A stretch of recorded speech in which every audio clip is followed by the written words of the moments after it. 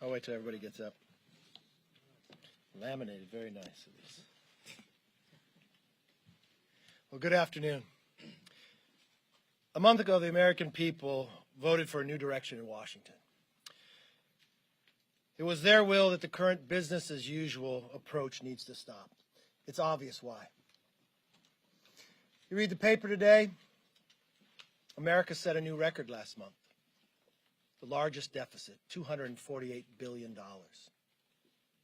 We're 20 days before the new members are being sworn in. We've got two members leading Appropriations in the Senate who will no longer be here or be able to be held accountable to the constituents. We've got an omnibus that takes 12 appropriation bills and puts them all together and adds the baseline somewhere about $100 billion. We're Christmas season. A talk of the majority right now who wants to put a small continuing resolution to bump all the members up 2 days before Christmas, to try to vote on a package they cannot read, written by two individuals who will not be here, on spending for the entire government. The Democrats have been in power. They've had the House, the Senate, and the presidency. They did not do their work, but they should not jam us now. They should not jam the American public. We cannot afford it. We should not move a short-term CR. We should move one further into the new year. Allow the American people what they said a month ago, to change Washington as we know it today. We can't afford to continue to spend the way the Democrats have. The future generation cannot afford it as well. With that, let me turn it over to our whip and soon-to-be Majority Leader, Steve Scalise. Thank you, Kevin. We need to change the way Washington does business. In fact, we ran on an agenda of changing the way Washington does business. And right after that election, where the American people said that they want a check and a balance on the Biden administration, where they want to change leadership in the House, we see Washington trying to do that same business one last time right before Christmas by bringing this omnibus appropriations bill that nobody's seen. As Kevin pointed out, just a handful of people at most are writing it right now. It's still not even available for anyone to read, and yet they want the ability to go and bring that on the eve of Christmas because it's a sign that Congress failed to do its job. The Democrat House, the Democrat Senate, the Democrat White House had all year to get funding taken care of by September 30th. And of course, they blew through that deadline and asked for another few months. Right before the election, they surely didn't want to be accountable for what they knew they were going to do, so they kicked the can again till after the election. And in fact, we whipped against that bill because we knew that was their intention, to bring a big, massive spending bill after the election is over because they didn't want the American people to see all of the money that they were going to be spending on pet projects, on things that have nothing to do with getting our economy back on track, at focusing on the problems that are crushing hardworking families all across America. And that's why we oppose this process. We have to make Congress be more accountable. We have to make Congress do its job on time again. This is not the way to do business. We need to scrutinize the billions and trillions of dollars. Just look at Joe Biden's 2 years. He's spent about $10 trillion on things like paying people not to work, giving out checks to prisoners, the Boston bomber. People are fed up with all the waste that's going on, and then they don't have the ability to even see a bill before it's brought to the House floor. This has to change. We're going to change it, but they shouldn't do this on their last gasp right out the door before Christmas. And so that's why we're opposing this approach. Now I want to bring up our conference chair, Elise Stefanik. Thank you, Steve. The holiday season is in full swing, and Americans are still paying more for just about everything due to Biden inflation. The skyrocketing price of goods, travel, and services will make this the most expensive Christmas in history. And yet here we are with Democrats controlling government in the final hours trying to keep the lights on in one-party rule. They have failed to do their most basic duty to govern. And make no mistake about this process, Democrats cut House Republicans out of these negotiations since day one. The lame duck Democrats spent the last 2 years running up the tab on the backs of hardworking American families. And the American people have just spoken and rejected this radical agenda by electing a new House Republican majority. As the clock runs out on Democrats' one-party rule in Washington, House Republicans will hold the line. We will oppose Democrats' spending wish list that pushes trillions of taxpayer dollars to fund their far-left radical agenda. In just 20 days, House Republicans will have the gavel and end the left's reckless spending, fueling this historic and painful inflation crisis. On day one in the majority, we will start reining in the Biden administration and deliver on our commitment to America. And I'm honored to turn it over to our Appropriations Ranking Member, Kay Granger.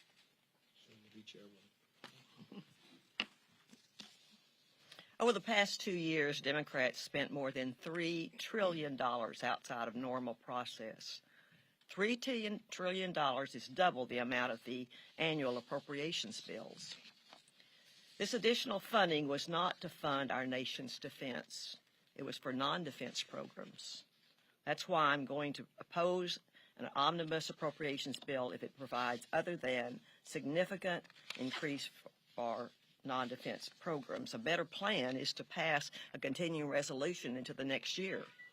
House Republicans will work toward a spending agreement that cuts wasteful spending, reduces inflation, and prioritizes border security and national defense. We have to stop this out-of-control spending. I'm sorry, I don't know who's next. Sure. We will now turn it over to our Budget Ranking Member, Jason Smith. It's been 75 days. 75 days since the Democrats were supposed to pass funding for our government, just to keep the lights on. And we are less than 2 weeks away from Christmas, and they're trying to jam through a huge spending bill. Why is that? Because they have spent the last 2 years under one-party Democrat rule in Washington, the White House, the House, and the Senate, spending excess money in their reconciliation packages. In fact, in the first 20 months of President Joe Biden, he has added more than $10 trillion in new spending. That is a record for any president in his first 20 months in the history of the United States. It's also the largest debt increase by any president in his first 20 months in the history of the United States. Last year, they passed an appropriations bill that increased spending 7%. This year, they're trying to pass a huge spending bill that increases it another 9%. If you look at the 10 years before, when we had budget caps from 2011 to 2021, it was an average increase of 2% every year. This spending does not only affect hardworking men and women across this country with the huge inflation tax.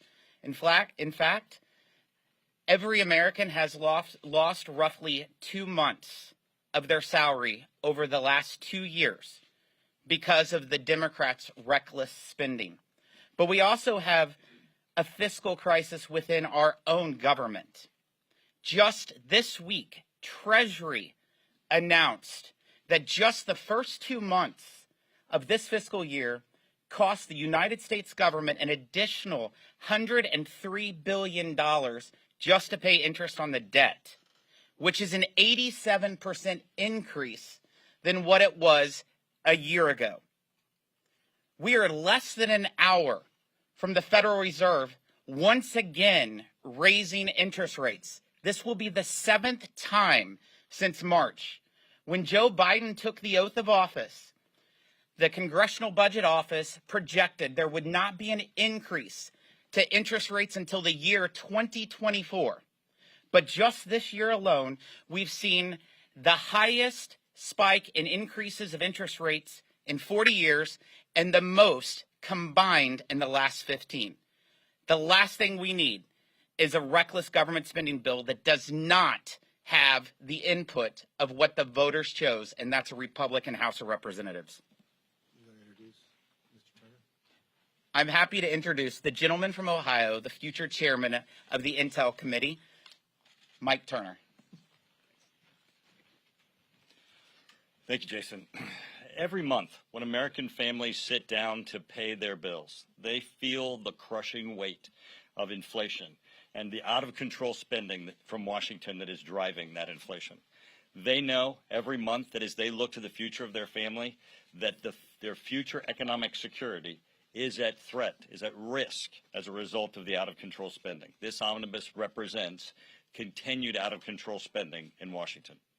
They also know every time they turn on their television and continue to see people pour over our border, that the administration's failure to secure our border is a national security risk. With fentanyl, human smuggling, the cartels, the risk to our nation as a result of the things that are not funded in this bill also put us at risk. So I will oppose this bill, and I would encourage others also, because of what it does to American families and their economic security, but also what it fails to do to protect our national security. Thank you. I'll leave it to Kevin McCarthy. Thank you, sir. As you heard, we set new records last month. One of the main reasons why, as Jason Smith talked about, interest. More than $100 billion increase just in the interest on our debt. Why did we have to raise rates? Why is the interest going up? Inflation. How did we get inflation? The runaway spending from the Democrats. Did they learn nothing in the last month election? Did they learn nothing with the American public being harmed? And to walk through, to pass the largest bill that we passed throughout the year in the last days before Christmas, where they won't even tell you what the baseline is now, that two people who will not be here are held accountable to their constituents, that they're going to determine this? We think it's wrong. We think it's wrong to do a short continuing resolution. Let's let the American people have the say. Let's do our spending bill in the next quarter. Yes, sir. If you become speaker, how will you handle appropriations? Will you, if you pass all 12 bills, the Senate passes you a package, will you refuse to take that up? Yes, if the Senate does not do their work, they can't sit back and think they're going to jam us into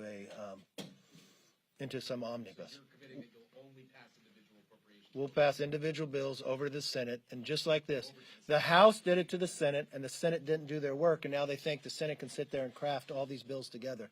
No, the constituents should have a say in the process. The Senate should have to do their work. The Democrats control all this. They control the House, the Senate. They didn't do their job. And now they want to jam the American public in exactly what they want to do.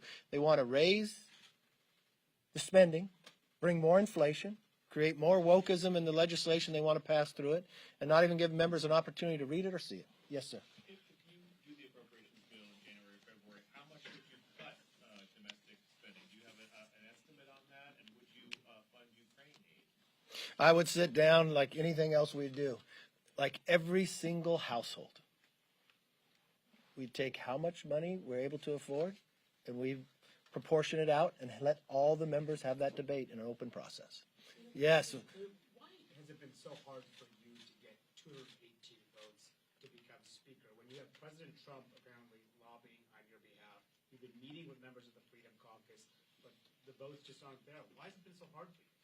Have you spent any time with my conference? But I mean, you know what's amazing to me?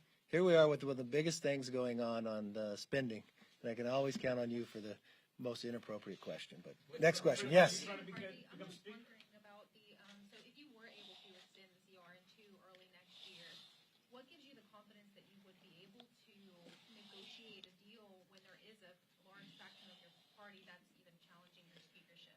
Well, like anything you walk through, you're going to have debate. The one thing I know is the American public is now going to have somebody in the discussions. The American public will now have somebody in and say, the answer isn't to spend more money. The answer is to eliminate the waste and the wokeism. The answer is to prioritize what the American public wants. They'd also look at what's in here to actually secure the border and stop the fentanyl coming for killing our children. What's in this legislation that actually lowers the price of gasoline and makes America energy independent? What in here assures that American men and women have the resources they need when it comes to the military?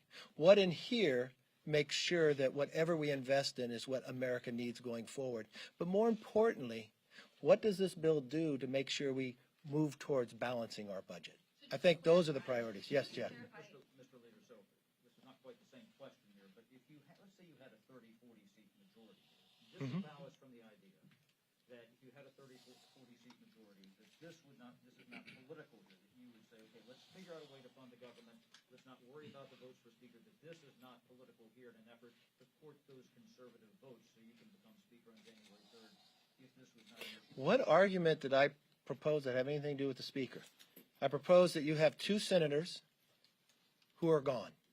You just had an election where we changed the course, where the House is now going to be controlled by Republicans. You have Democrats who controlled all and didn't do their job are now going to try to jam us right before Christmas. A bill that funds the entire government, that we don't have any input in and others. It wouldn't have anything to do with being speaker. It has to do with the American public and what the future of America is going to be when it comes to fiscal resources. So it doesn't matter whether we have a 30-seat majority or a 5-seat majority. We get the same size gavel, but we're going to use it in the manner that the American public wants us to. Yes. Mr. Leader, the January 6th committee is going to release their final report next week.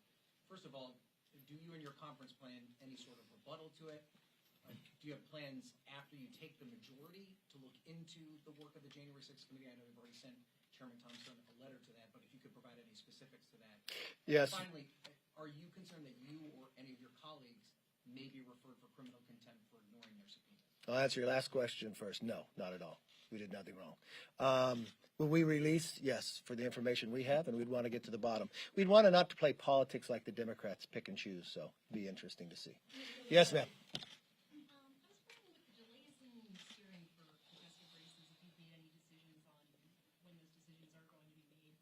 Today we'll have a meeting when it comes to the House rules, and we'll be taking steering up as we move forward. Yes. Earlier you mentioned that you want to bring up appropriations bills and have an open debate about them. Will you commit to next year, if you are speaker, bringing up all spending bills under an open rule? No, but I'll bring up all bills in committee open, so yes. Mr. Leader, are you considering changing the rule for the motion to vacate, and how would that affect things like the appropriations process or stability going ahead? Is that something you would consider opening it up?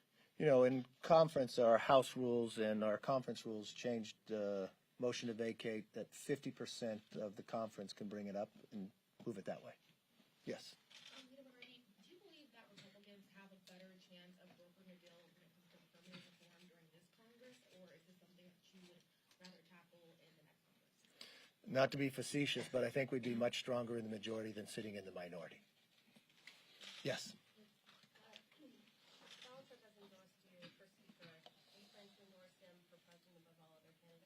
We haven't talked about that yet, but one thing I do know, if we had President Trump in, we wouldn't have inflation. We wouldn't have a border that's run away. We wouldn't have gas prices as high as it is, and we probably would have greater stability in the world. We wouldn't have China taking over others. Yes. With Democrats in control of the Senate, what can Republicans do to fulfill their promise of blocking the forthcoming IRS funding? Well, we first move a bill that repeals the 87,000 IRS agents. I'd like to see the Democrats who want to defend that. I don't think the American public like that.